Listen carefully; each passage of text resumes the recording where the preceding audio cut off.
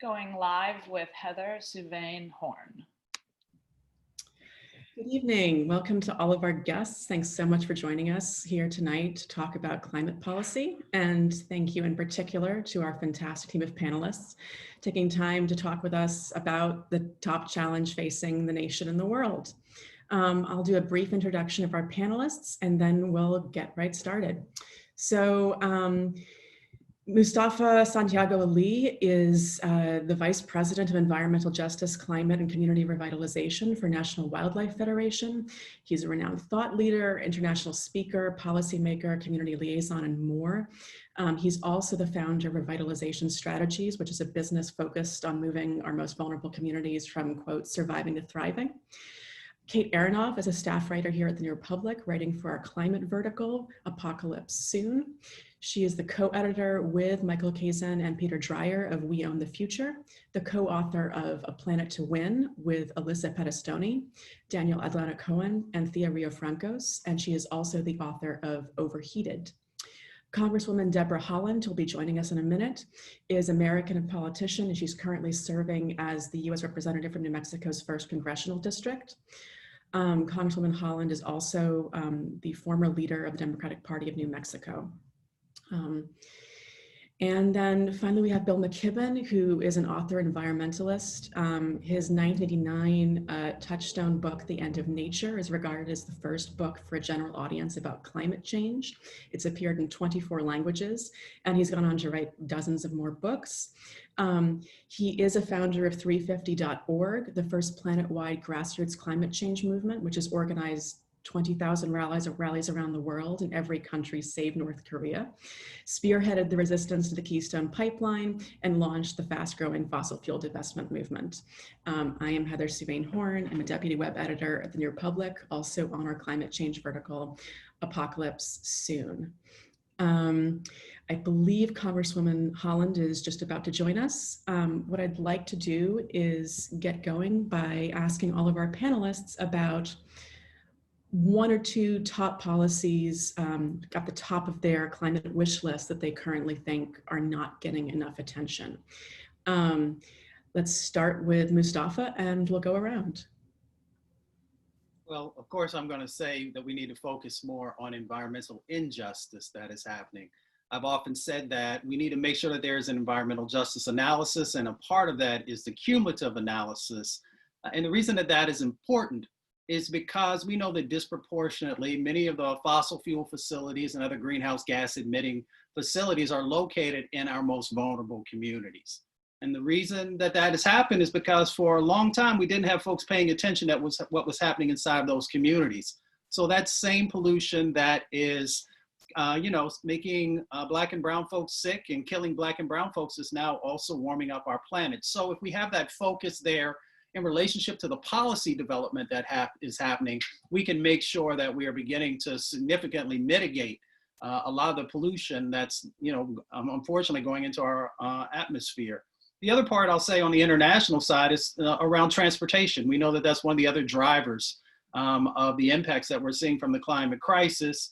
So we need to make sure that there are those international accords and supporting those other nations who are trying to evolve into a positioning of being prepared for what's happening in this moment and in the future. Fantastic, thank you. We'll go now to Kate. Yeah, I would agree with everything Mustafa said. And in terms of specific policies, obviously climate change is a massive problem. And so there are, the whole suite of policies contained, in a framework that we have begun calling the Green New Deal, which I think is a pretty good one. Two that I would highlight, the first would be a federal job guarantee. We now have an unemployment rate of about 8.4%, a Black unemployment rate of 13%. That's historically double the normal unemployment rate. And a lot of people are struggling right now. And I think that's going to be at the top of folks' mind for a long time to come as we enter into a very, very deep recession at the very least. And the idea of the government being the employer of last resort is not a strange one, especially to the United States. It's been a historic demand of the Black freedom movement, was in the Democratic Party platform until 1980, and there's no shortage of work to do to address the climate crisis. And so I think it's really time to start up that conversation and sort of build on energy that's been building around that for a very long time. The second one, sort of aligned with that, is a little bit more ambitious in the scope of US politics, but would be to bring the fossil fuel industry under public ownership, which again, in the grand scheme of things is not all that strange. Most fossil fuel producing countries have some sort of national company that performs a number of sort of planning functions, and they're not, progressive institutions necessarily, but I think we're seeing a real moment of crisis for the industry and a lot of people out of work in the fossil fuel sector in particular. So bringing the sector under public ownership, taking 51%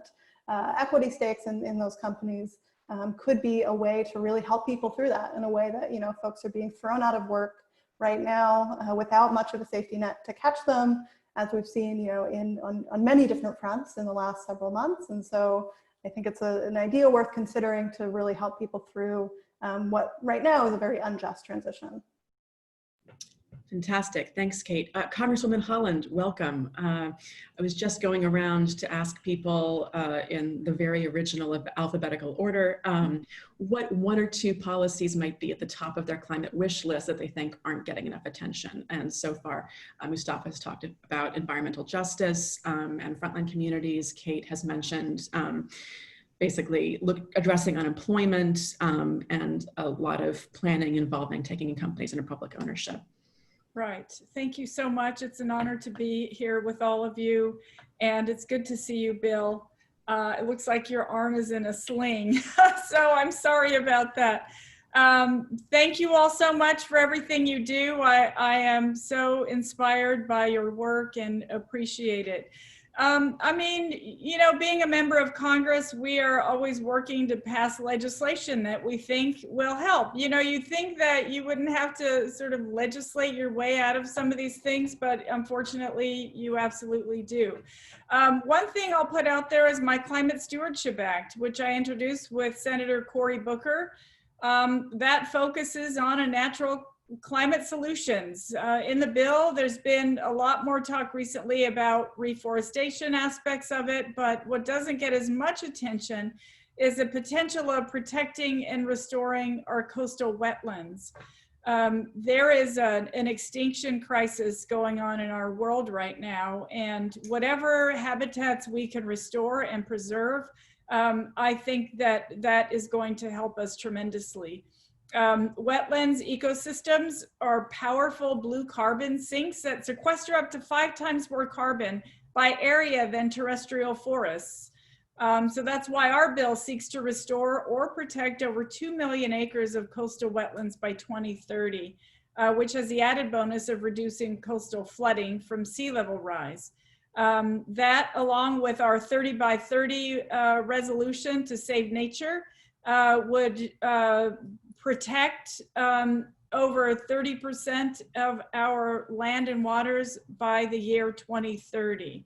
We should all look to our public lands. Right now, our public lands are emitting 25% of carbon into the atmosphere, and that's entirely too much. So those are a few things that I would say are the top of my wish list. And yes, thank you. Fantastic, thank you. Bill, over to you. Your top policies. I want to answer more with a kind of policy parameter than a policy proposal. But to put it in context, I've just been sitting here thinking a little bit about the kind of play of time. It's very, very grateful to the New Republic for asking me to join in. I think I wrote, the first article I ever wrote for the New Republic would have been in the late 1970s when I was still in college, and most people on this call weren't born yet. And things have changed. A lot of them have changed for the better.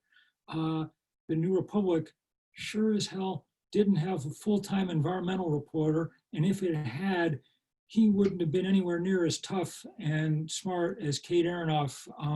Listening to her talk about nationalizing the oil industry is a remarkable reminder of how much things are starting to change. We didn't know about environmental justice yet. Bob Bullard was just finishing up the very first study in Houston 41 years ago that laid out our idea of how this of what environmental racism looked like. And now we have people like Mustafa who have been around long enough to have served honorably for a long time at the EPA and then to have built so much of this environmental justice movement in the years since. And that's been a huge change. And we sure as hell didn't have any congressmen like Deb Haaland back then. Her work is amazing, and just the existence of it. I was just wandering around the web a couple of weeks ago and saw that she was doing a program with Congressman Grijalva someplace, and just thinking to myself, the world has changed. It's really good to see who we have representing us now and what they're talking about. But of course, the world has changed in other ways too. The world's about a degree centigrade hotter than it was back then. The sea level's higher. We have huge storms that we didn't have, and wildfire infernos, and on and on and on. So with that in mind, I would say that for me, the most important policy parameter is whatever we're doing, we have to do it fast. We can have the best policies in the world, and if they don't bite really soon, then they're not going to do anything. The last interesting dates in a lot of ways right now are like 2030. Those are the years we should be talking about, not far into the future, because the physics of climate change is happening so fast and with such violence that if we don't get it under some kind of control, I guess what I'm saying is, I think we're in what may turn out to be the last decade over which we have real leverage in how high the temperature is eventually going to go. So we don't want to waste a bit of it. We want to move with such urgency and such speed, which is why I am so happy that there's people like the people on this call tonight now fully engaged with this question.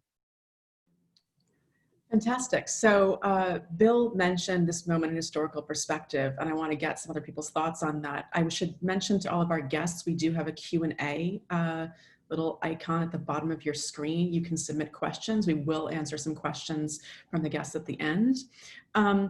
But Bill mentioned sort of the way that this moment is both a sign of the progress that has been made in some ways, but also particularly urgent.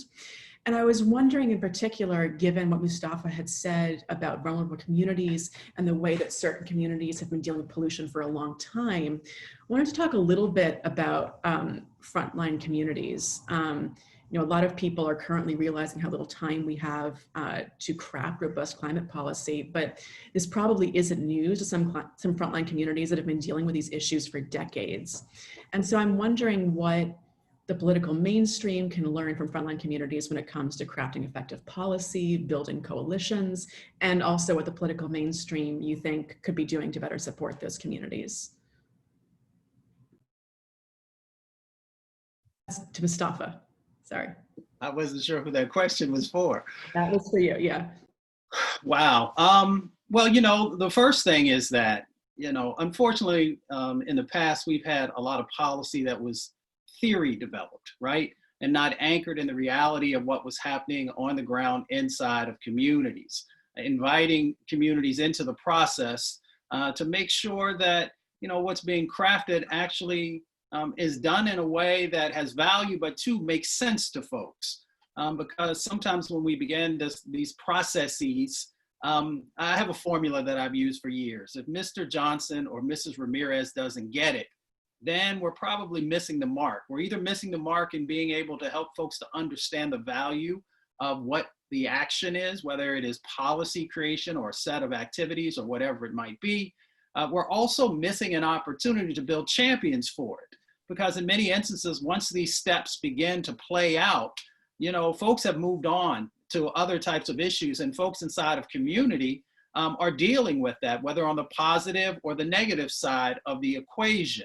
And policymakers, they need to be more transparent, but they also have to open up the doors. And opening up the doors, although we're in a COVID-19 moment, when we're blessed to be past this moment, that means that folks don't have to come to Washington, D.C. to participate in a process. You should be out in community, spending time with them, seeing what the real impacts actually are. So for politicians who that is not a part of the paradigm that they operate from, then there is some quick evolution that needs to happen if you're going to be effective in making change happen. Well, that segues pretty well into a question for Congresswoman Haaland, I think. I'm wondering because Mustafa's response was a lot about how to build support and about how to craft effective policy. What are some of the big barriers you have seen either practically or politically in terms of building effective climate policy? Oh, I think you're muted. Thank you. That's the statement for 2020. You're muted. Sorry about that. So look, we've got Majority Leader Mitch McConnell from Kentucky, which is coal country, holding the reins in the Senate. We've got a president who is in love with fossil fuels and with a mythical past when he thinks everything was great, who has appointed former officials and lobbyists from those very industries in positions to oversee them. And I've seen that. They've come into our committee hearing, right? And we've asked them questions about those things. We have a campaign finance system where oil and gas and mining companies can make really big contributions to candidates, and those folks feel beholden to them after they get elected. All of these factors are huge, obvious practical barriers to moving anything in Congress. Which is why it's so important that we all vote and that we continue to ensure that we have people who believe in science and who know that our climate is getting warmer and who care about those frontline communities. We need people with compassion and empathy and all of those things, because we are moving legislation in Congress, it's important right now. The government has an obligation to its citizens. And when you have a government that doesn't believe in science, it hires the gas and oil lobbyists to run all these departments, we're not gonna get anywhere with that. So I feel like this is a turning point. Right now in 2020 is a turning point for our country. It's the most important election of our lifetime. We all need to be paying attention, and you can bet that I am on the front lines of everything that's happening there. Thanks. So you bring up Mitch McConnell being from coal country, you bring up fossil fuel interests, which is something that both Kate and Bill have written a lot about. And I'm wondering if we could get their thoughts, perhaps Kate and then Bill, about what they've seen in reporting on this in terms of the place of fossil fuel money in politics and some of the ways to deal with that and to approach it. Yeah, just to start off, and Congresswoman Haaland spoke to this, is just how much fossil fuel money is flowing through Washington, whether that's campaign contributions or lobbying. There's just a sort of unfathomable amount of money that sloshes around our political system that is in the, coming directly from fossil fuel companies. I think, something that can get missed sometimes in that picture is that there's a lot of less sort of obvious sources of fossil fuel influence just in the policymaking world as well. So, last week I wrote a piece about Ernest Moniz, who, was former energy secretary under the Obama administration. And, he, before serving in the Obama administration, started this energy initiative at MIT, whose founding members were fossil fuel companies, and the lowest rung of funding to get, to be a founding member of the energy initiative was $5 million. And so who signed up? ExxonMobil, NE, another oil company. And so, that's not to say that everyone who passes through those institutions is sort of a shill for fossil fuel companies, right?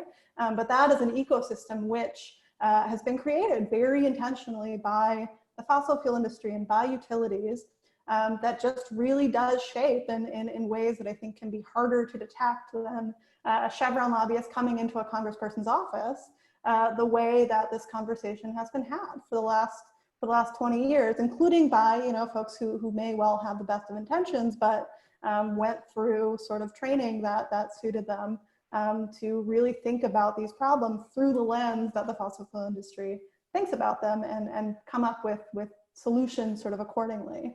And that's, you know, a tougher nut to crack in some ways than campaign finance reform, than, you know, the many things that can be done to get fossil fuel money out of politics in that direct way.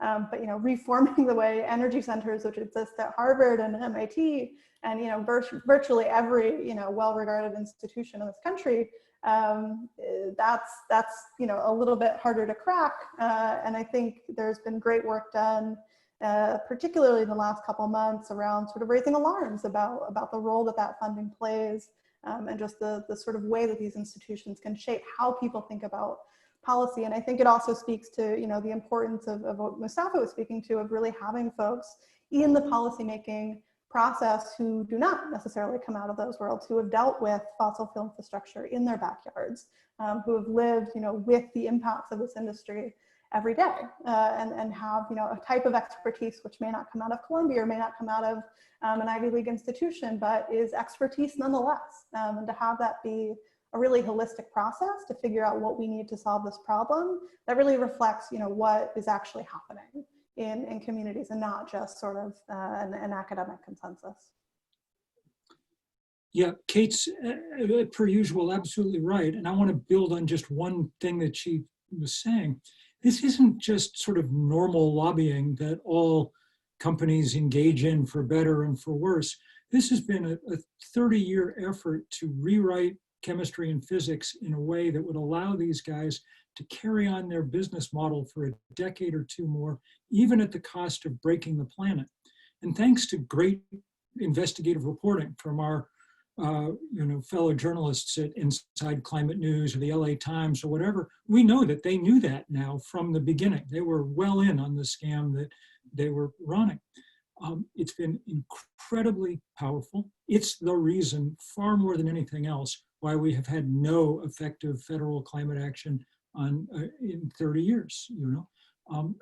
And so we got to keep standing up to it, writing about it, but in order to really do anything about it, we have to figure out how to break the power of the fossil fuel industry. I mean, literally, the fossil fuel industry, through people like the Koch brothers, effectively own one of our two political parties, and they've scared the hell out of the other one, and kept it from doing what it should be doing. So that's why things like the fossil fuel divestment movement, or all this work that people have poured so much energy into, like standing up to pipelines and things, is ultimately so important. These are things that weaken this industry, that take away some of its political license and some of its access to capital. And it is beginning to work. I mean, 10 years ago, when we were first doing fossil fuel divestment, this was without question the mightiest industry on planet Earth. And it's not anymore. I mean, one of the reasons that Kate's call for nationalizing the oil industry is actually a doable thing right now is you could buy the whole thing for, like, you know, half the market cap of Apple. It's no longer quite the power that it once was. And that work continues. You know, we learned earlier today that 12 cities around the world had decided to divest. Durban, Cape Town, Milan, Los Angeles, Pittsburgh, on and on and on. So that work, so much of it done by frontline communities at places like Standing Rock, or along the Keystone Pipeline, or in Richmond, California, outside the Chevron refinery, or all over the world, because this is a deeply global movement with a shared set of targets. That work has got to continue.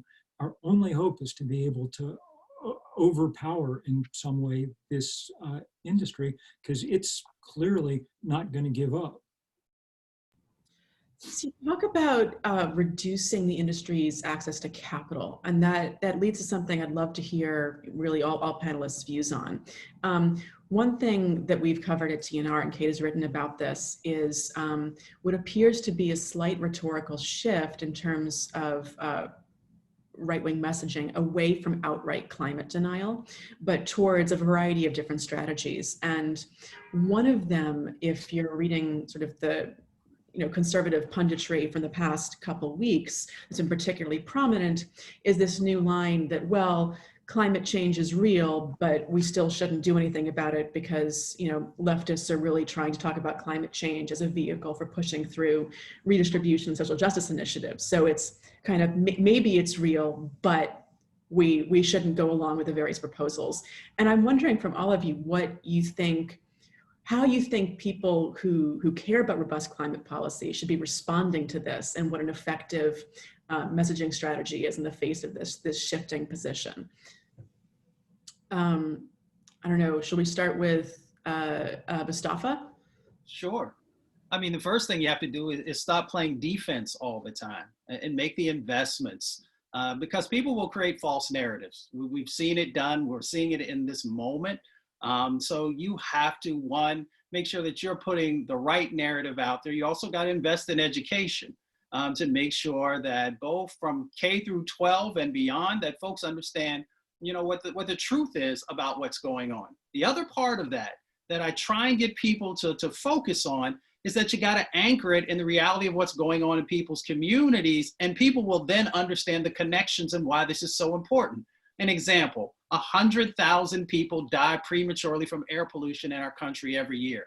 That's that same air pollution that's, you know, that is warming up our planet. But if you leave it, you know, just hanging out there and folks don't get, well, that actually is something that's going on, you know, in my life. Or when you tell folks that 100,000 people who are dying, that's more than people who are dying from gun violence, or more who are dying from car crashes. Everyday people can get their mind around that. And then you can have the deeper conversation and help to make sure the right narratives are there. If you share with folks 24 million people in our country have asthma and 7 million kids, then people can get that because everybody cares about either their nieces or their nephews or their grandchildren or whatever it might be. And then you have that conversation about that linkage and what's going on to exacerbate that, and climate change. So one is getting in front of the messaging. Two is making sure that there's the right types of education that's happening in this space. And three, anchor it in the reality of what's going on in people's lives.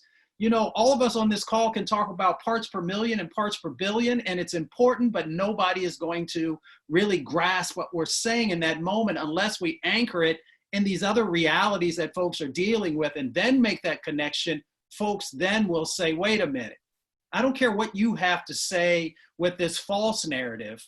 I know the reality. I know what I see with my eyes. I know what's going on in my communities, and that's the game changer that we've got to continue to evolve into. Well, Bill, as someone who's spent a lot of time educating people about climate change, I'm wondering if you could respond to Mustafa's suggestion there, if you have anything to add. No, I think he's correct. And I think that one of the smart things that's happening now, I mean, when we make it in large part a problem of fossil fuel, as well as climate change, it allows us to really talk about those things. And this year's been a good year for doing that in an even broader way than that. I mean, what's the most famous quote, sadly, of 2020? It's George Floyd, you know, saying over and over again, I can't breathe. Well, people can't breathe because they got a cop kneeling on their neck and they live in a community where police brutality stifles everything.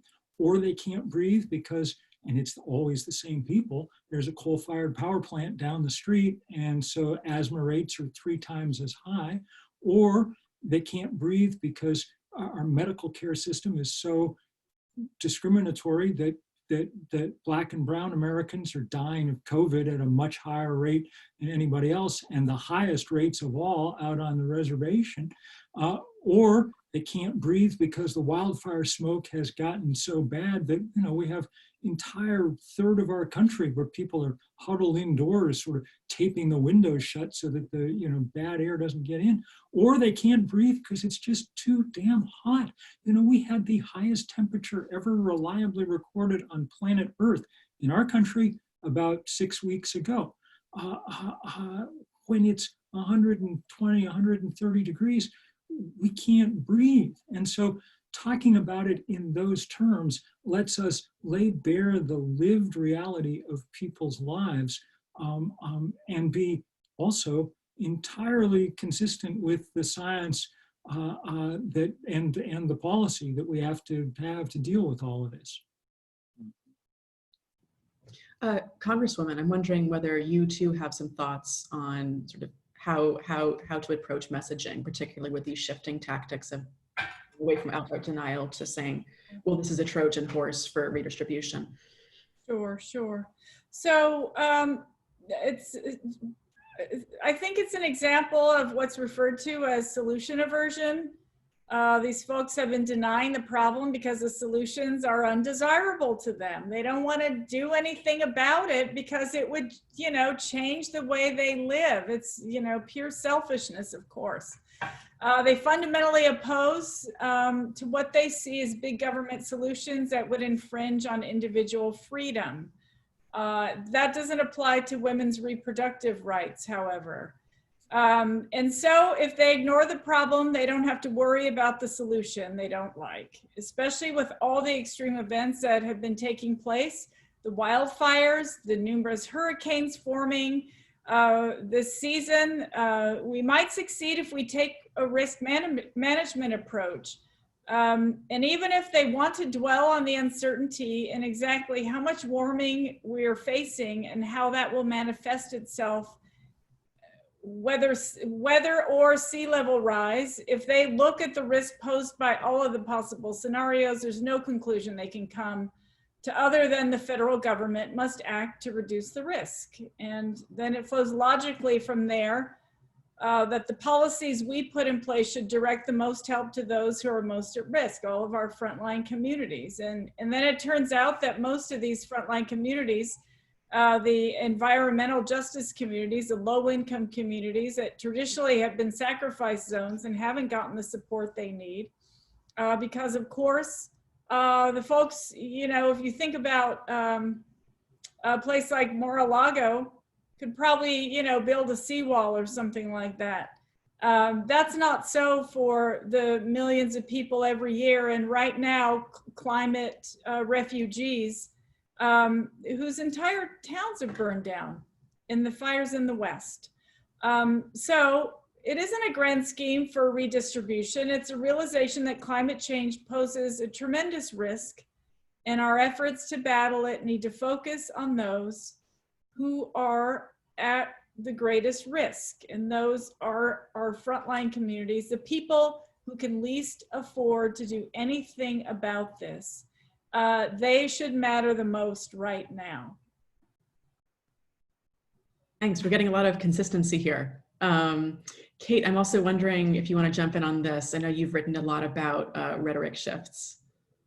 Yeah, I mean, whenever this question comes up, and I think we've seen it more in the last couple of months, I always think of that. I think it's a New Yorker cartoon that I'm gonna butcher the actual text of, but says something along the lines of, somebody holding a PowerPoint up to some scary slide about global warming, and it says, wouldn't it be a shame, the question from the audience, wouldn't it be a shame if we made the world a better place all for nothing?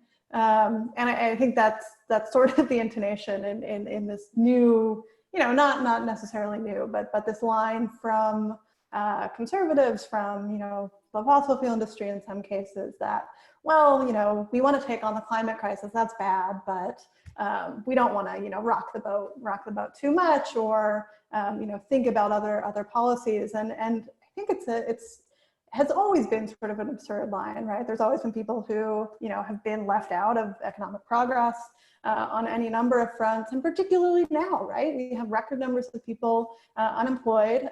200,000 people have died because we have a Swiss cheese of a social safety net that doesn't protect people. There's nothing to catch people when they lose their jobs in the service sector, and the many professions that have just been totally decimated by this pandemic.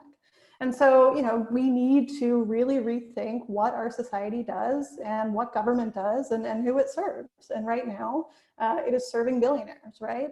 Jeff Bezos has made a lot of money on this pandemic.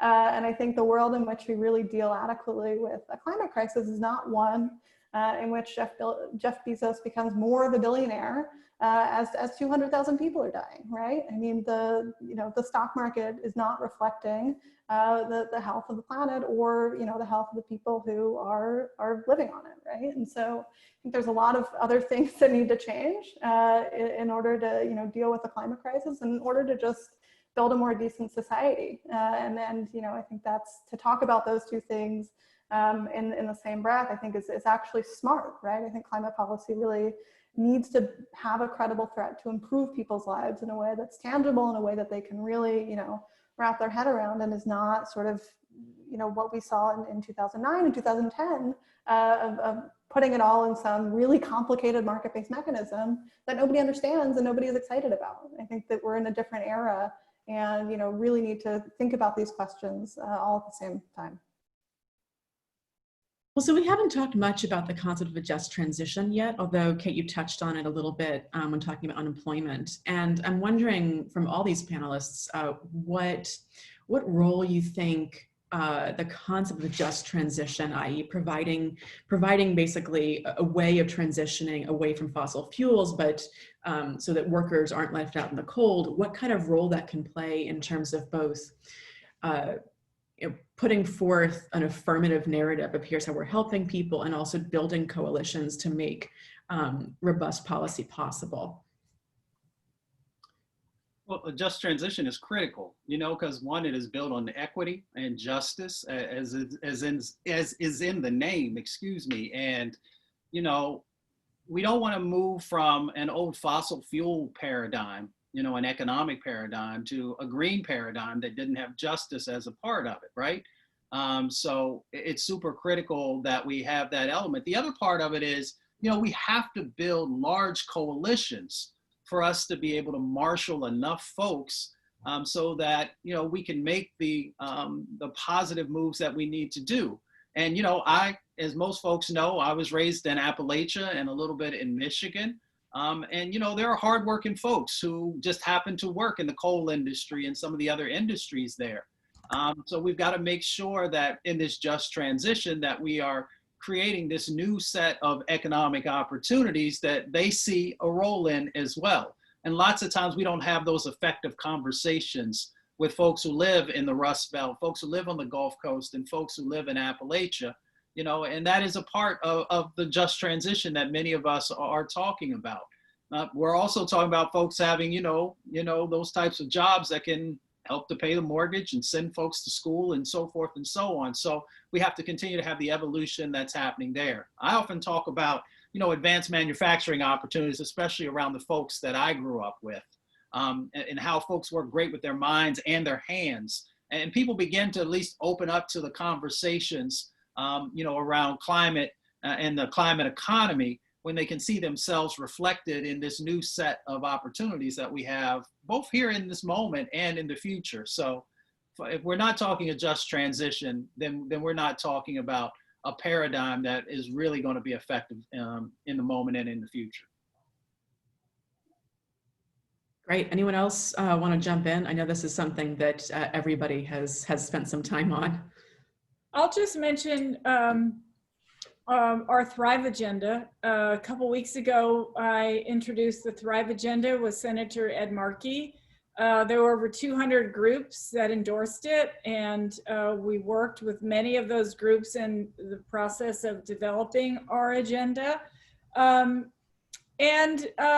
mean, bringing so many people together was important, because I think diversity is the key to figuring out how we're going to do this for the vast majority of people. It can't be, you know, just one group of people sitting at the top making these decisions. We need buy-in from everybody.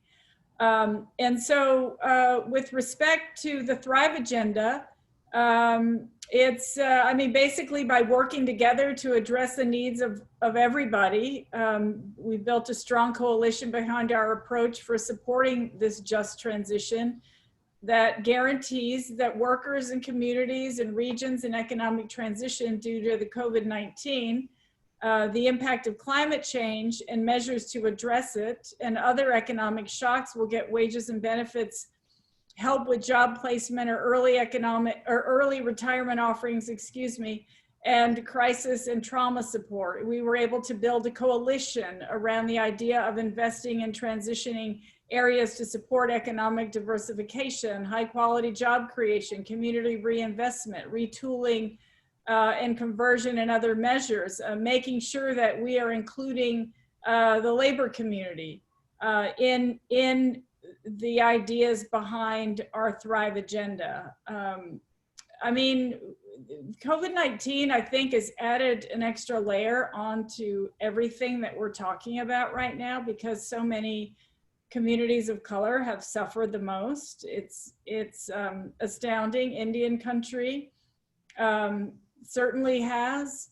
And it seems that Indian country also have suffered from some of the worst extractive industry pollution, infiltrating water systems, you know, the air that people breathe.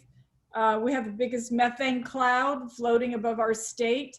I mean, these are, we need to make some drastic changes, and certainly never ever want to leave anyone behind. The folks who have been left behind for a very long time, they need to be put at the front of the line. The essential bottom line here is we're going to make this transition. I mean, the energy transition is coming. Sun and wind are now the cheapest way to generate power around the world. I mean, their prices dropped 90% in the last decade. So over time, this is going to happen. But as we've said before, it has to happen very fast. And the strategy of the fossil fuel industry is just to play for time, to drag it out, to make it last a couple more, their thing last a couple more decades. So one of the effective ways they've tried to do that is, in effect, to hold workers in those industries as a kind of hostage. You know, every piece of democratic energy climate legislation for the last 2 decades, all of which is just still sitting on the floor of Congress, never made it all the way through. All of it is put aside money for transition, for training, for all those things, all of which are entirely doable. I just wrote a piece for another national magazine that isn't the New Republic about the way that oil field workers in North Dakota were retraining to do wind turbine maintenance, and the same skill set crosses over easily. And in fact, people were saying these jobs are actually much closer to lifetime jobs. They don't have the same boom bust cycle, and they're not quite as hard on your body either necessarily. I get to do a program tomorrow night, I think, with someone, I'm sure you know, Deb Walea-Johns, my friend who's doing great work, and Mustafa knows her, doing great work on solar installations on the Navajo reservation. This stuff's coming, but it'll come much faster if we're able to kind of take away that hostage taking that's happened with the Republicans and the workers in the fossil fuel industry.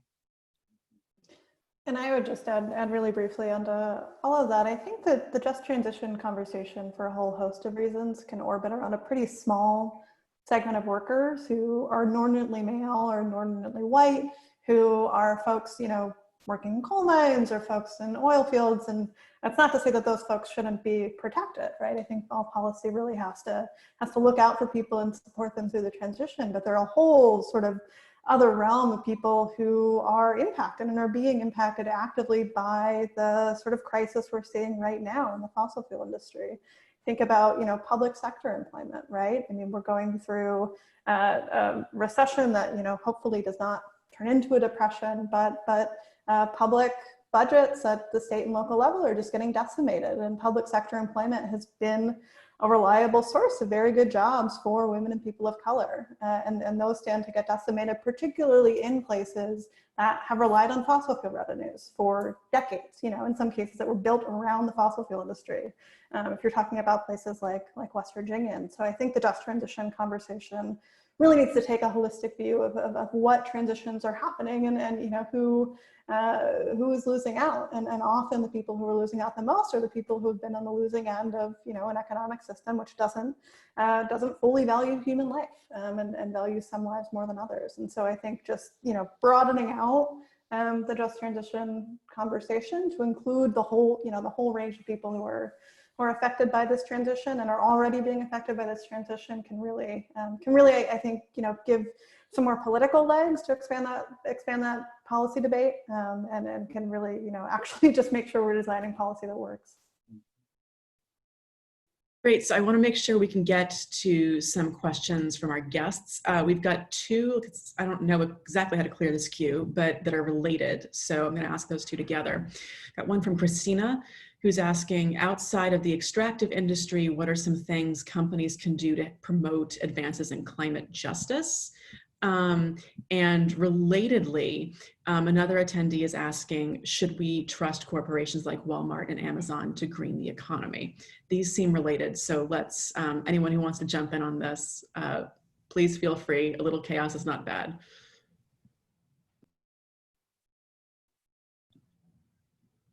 Well, look, I mean, it's companies like Walmart or whatever are now starting to say, oh, we're going to, you know, someday head toward net zero, or we'll take all our delivery vans and make them run on electricity or something. And none of that's bad, and all of it helps and whatever. But really, what we need big Fortune 500 companies doing, I think right now in DC, is taking some of their lobbying firepower, and instead of using it to get new sales tax exemptions or carve out new tax breaks, whatever they have all those people doing, we need them throwing down to get serious climate policy passed. They have way more political power than they ever should, and we need them actually using it for something useful.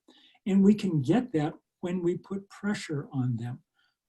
That pressure is real. I mean, we've seen in the last year some interesting beginnings. Even in the fossil fuel industry, we're beginning to see a certain kind of capitulation in some places to reality. BP announced 2 weeks ago that it was going to cut oil and gas production 40% in the next decade. I don't know if they'll end up doing it. Everyone's going to have to, you know, monitor. But that's a philosophical capitulation to what campaigners and activists have been demanding for the last 5 or 7 years. And we're going to need it out of a lot more people. In an ideal world, to tell you the truth, we'd basically just, it seems to me, we'd take a lot of Jeff Bezos's money that he's going to waste on, you know, trying to land himself on Mars and use it to do the things we need doing. But while we're waiting for that to arrive, and while we're working to make it happen, we should at the very least make sure that these guys are doing what they're talking about. I think just generally, those big companies should be paying their workers a living wage. People, you know, I read this story about this man. He's lived in South Dakota on the Lakota reservation, and he got some tax break. I don't remember what it was, but it was several $1,000s. And when they asked him what he would use the money on for heating oil, because it's freezing cold in the winters, and he has holes in his house. He has holes in his house, so he doesn't have insulation in his house. And I mean, look, we need to pay workers a living wage so they can afford to upgrade, so they can afford to buy healthy, fresh vegetables and support local farms. So I mean, these are I feel like those companies have no clue what a living wage would do for our economy, for our country, for the people who have been working at a pittance. At some point along our history, you know, everybody just stopped feeling like hard work didn't deserve to be recognized. And, you know, Walmart raising people up to $9 an hour, I mean, that's nice. The federal minimum wage is $7.25, but $9 an hour in any big city is hardly enough to, you know, even pay rent on. So I think raising everybody up to a living wage would do wonders for their ability to upgrade, to buy a new fuel efficient car, or an electric car, whatever it is that they can do to make their lives better and to address our climate. That's what they need. People need more money. Well, I agree with everything that everyone said. I mean, I think some of the additional steps that could help us to achieve some of the goals that we're talking about is one, you know, for those who have boards, there should be greater diversity on the boards, and that representation should be from everyday working folks and be folks of color. If we're serious about them making the change that's necessary. The other part goes to the work that Bill's done and many other folks have done, and that's the whole divestment and reinvestment. So for me, it's never enough for folks just to divest from fossil fuels. It is about where are you doing the reinvestment and what does that reinvestment look like and who are the beneficiaries of that reinvestment. I understand that businesses need to make a profit. I totally get that. And there are opportunities for folks to make profit, you know, in a new clean economy. So there are opportunities for folks to do good and do well at the same time. And I think we have to push folks to do that. And lots of times we remove ourselves from the process in dealing with businesses and industries and forget that they need our dollars. So get educated on who and where you are investing your dollars, and if they're actually someone who's evolving and growing and moving into a positive direction or not. And if the case is they're not, then stop giving them your money. Well, you managed to answer that question and also another that we had, which was about divestment. And so that's great. It was about, you know, if essentially these stocks are sold back into a market that still has appetite for these assets, like how is that dealt with? And I think your answer of like divestment and reinvestment is part of the answer to that. Two people asked about agriculture. So I want to see if we can get that question out there. One person asked, how can people interested in green agriculture engage constructively with small farmers who are not yet able or not yet willing to invest in transitions to organic? And then another person asked, isn't our animal-centered agriculture a major cause of climate change? And can you discuss that? So farms and climate change, huge topic. Wondering if any of our panelists want to jump in. I mean, the clear idea is to support local farms so that they have more money coming in so that they can reinvest in their farms and in their communities with respect to not using chemicals and so forth, moving to organic. I mean, I think the best thing anyone could do is to support their local farms. That's really the bottom line. What was the second part? I'm sorry. Animal-based agriculture. Right. Well, of course. Yes. Of course, the factory farms are they're very hard on the environment. Kate, I know you've talked a bit about meat and animal agriculture, so I wanted to see if you had some thoughts.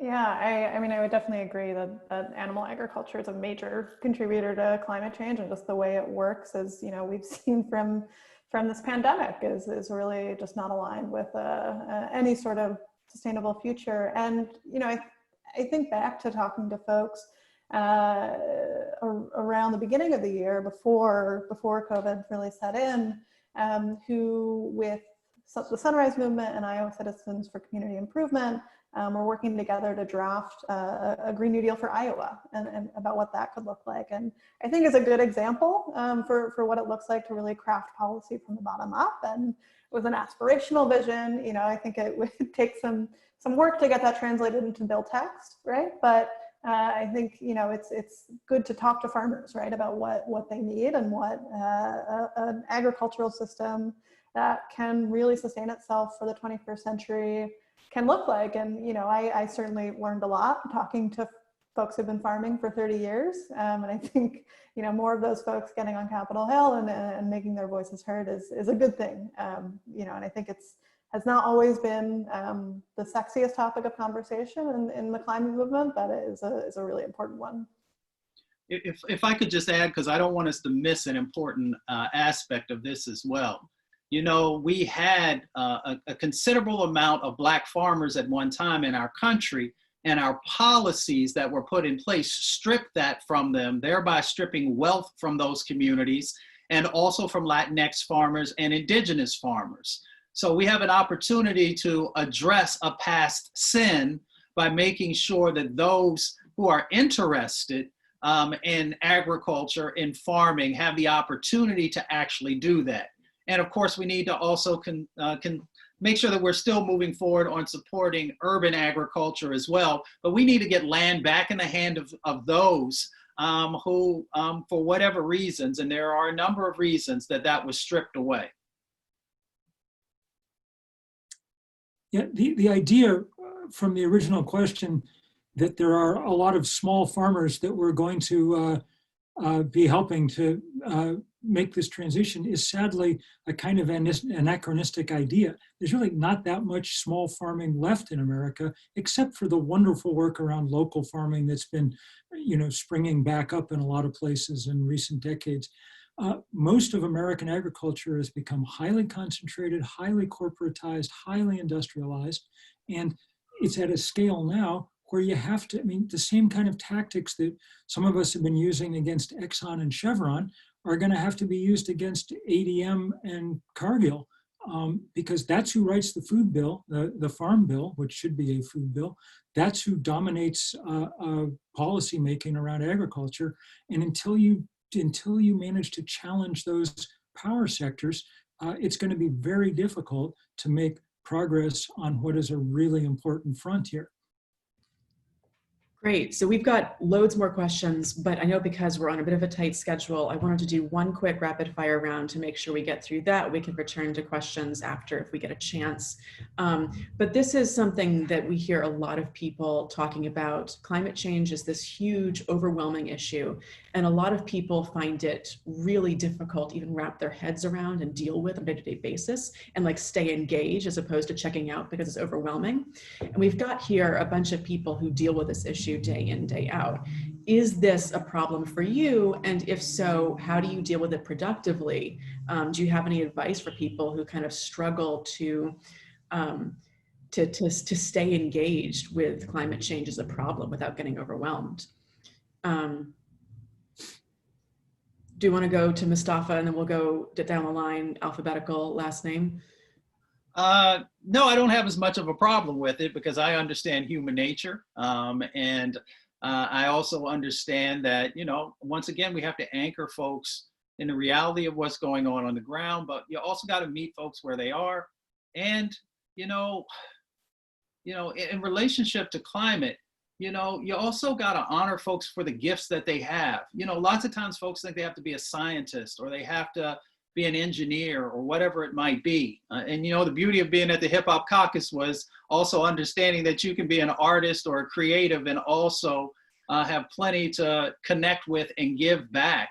So for me, it's really about helping people to understand what is it your blessing and your gift and how it's connected to the movement. Because if you do it that way, you feel much more comfortable and then you can increase your knowledge and branch out maybe into other aspects. Great. Kate, do you want to offer an answer? Next on the A's. Yes. It's my day job and my night job. So I think I probably am in a sort of special position in that regard. But I think, for folks who are really understandably overwhelmed by just how massive this crisis is, there a sort of upside of how big it is that there's virtually nothing that's not connected to the climate crisis in some way. So, I think about folks fighting for better regulations for renters, right? That's not necessarily something you would think of as a climate demand, right? But the fight for more efficient, affordable housing is absolutely a part of the climate fight, as we've seen from a Green New Deal for public housing, which was released from Congress, from a few Congress people last year. There are so many ways into this fight. And I think, what I've found and what I've seen just from, talking to friends and people I've interviewed is that finding a group of people who you want to fight with is one of the most important things you can do, and having a real community around it to, work on this together. Because I think the worst thing is just sort of, thinking about this sort of alone in your room can be really, really overwhelming, but finding people to talk to about it, finding people to organize with, I think is really, really crucial. Great. Congresswoman, do you have tips for managing sort of the overwhelming issue of climate anxiety? Yeah, sure. Yes, climate anxiety, I suffer from it. I can't look at pictures, right? It was so hard for me to look at photographs of the wildfires, and it just heartbreaking. And I mean, I could cry every single day over this issue, being a member of Congress. And then on the other hand, pull my hair out because it feels like you can't get through to some people, right? But look, I think we should all be focusing on our small part of what this means to us. I do that myself. I built a clothesline at my house in New Mexico because it's silly to put clothes in a dryer when there's sunshine nearly every single day. That saves, I think, 6,000 pounds of carbon from going into the atmosphere every year when I just hang my clothes out on the line. I have a compost, I plant vegetables, I do these small things that I can within my own space. You know, I don't have a car here in DC. If I can't walk or ride the metro, then I don't go. I make a commitment to take public transportation when I'm here in the city because it's silly to, you know, flag a car down every time you need a ride. I log in probably 7 miles a day when I am in DC, just walking back and forth when I'm needed. So, I mean, I think what we all need to do is just take our own, you know, piece of what it is. If you're like me and you can't look at those pictures because it makes you cry, you don't have to look at them, but know that they're there. Know that every little thing that you do is going to help this larger problem. Great. Heather, Bill, like your questions, Heather, this has been a very good one. And I think it goes straight to the heart of things. I mean, one of the problems with climate change has always been that it's very large, the biggest thing that's ever happened in human history, and we're very small, and it seems unlikely that we could have an effect on it. And at some level, that intuition is true. Like, you know, like Deb, I'm super proud of, you know, I've got solar panels all over the roof and I'm proud of them or whatever, but I don't try to fool myself that that's actually how we're going to solve this. You know, those are good and important things, but at this point, we can't make the math work that way. So what I tend to tell people is the most important thing you can do as an individual is be a little less of an individual. It's join together with others in the movements large enough to make some effect on policy, whether it's Hip Hop Caucus or 350 or Sunrise Movement or Extinction Rebellion or Fridays for the Future, or all the amazing people that have mustered together now in this fight. And then once we're in it, let's celebrate our victories when we get them because they're fuel for what comes next. Just a couple of cases in point, you know, yesterday or the day before, after a long campaign by activists, Chase Bank announced that Lee Raymond would no longer be there. He announced his replacement as chair of the board of directors. This was the guy who had, at Exxon as CEO, had pioneered climate denial, you know? And so people worked really hard to get him out of there, and now he's gone, and that's good. Or, and I say this just because I'm looking at her, I remember the enormous pleasure since I'm on the East Coast of staying up late last election night just to make sure that Deb was going to win her race in the land of enchantment. And that made me incredibly, I let out a big yell when it happened, when the news came, and because that really represented something special. Not only is she amazing, but to have a Native American woman in our Congress for the first time, 2 of them in fact, is a profound sign of the change that's possible. So I'll just add, since we do happen to be in the autumn of an even numbered year, the one other thing we all should be doing that we haven't been talking about so much right now is just make absolutely certain that we somehow figure out how to drive the forces of darkness out of the White House and out of the Senate if we possibly can over the next 7 weeks. It's not going to be easy, and it may take longer than 7 weeks, but we got to do it to have any hope of any of the things that we've been talking about tonight being even plausible. They're hard enough as it is if you don't have people of deep bad faith running things. So yeah. All right. Well, I cannot possibly thank our panelists enough for taking time out of their evenings to come talk about this issue. Thank you so much to our guests. We didn't get to even half the questions, but this is a huge, huge topic, and I'm sure TNR will be holding more events in the future. Thank you so much to everyone. Good night, y'all. Thank you, Heather, very much. Good night.